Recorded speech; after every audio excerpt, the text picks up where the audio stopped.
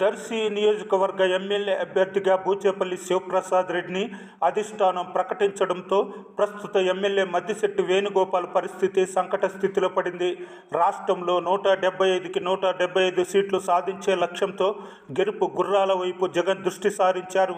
ఇక్కడ sitting MLA Maddisetti, మాజీ MLA Boochepalli మధ్య వారు తీవ్ర స్థాయికి చేరి చివరికి టికెట్ బూచేపల్లి దక్కించుకోవడంతో మద్దిశెట్టి వెంట నడిచిన కేడర్ సందిగ్ధ పరిస్థితిలో ఉన్నారు. ఇప్పటికే చాలామంది నాయకులు, కార్యకర్తలు బూచేపల్లి వెంట జట కట్టడంతో ఒకరిద్దరు మాత్రం ఆచితూచి అడుగులు వేస్తున్నారు. బుధవారం మద్దిశెట్టి వేణుగోపాల్ దర్శికి వస్తుండటంతో మరలా కార్యకర్తలను సమీకరించే పనిలో పాత ఇన్ఛార్జీలు నడుం బిగించారు.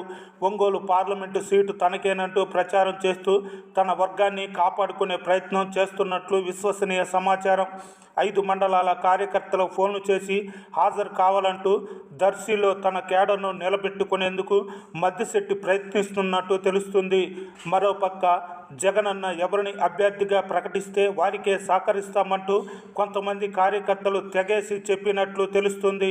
నేడు మద్దిశెట్టి వేణుగోపాల్ నివాసంలో జరిగే కార్యకర్తల సమావేశానికి నిజంగా వైసీపీ కార్యకర్తలు ఎంతవరకు పాల్గొంటారనే సందేహం కూడా నియోజకవర్గ ప్రజల్లో వ్యక్తమవుతుంది.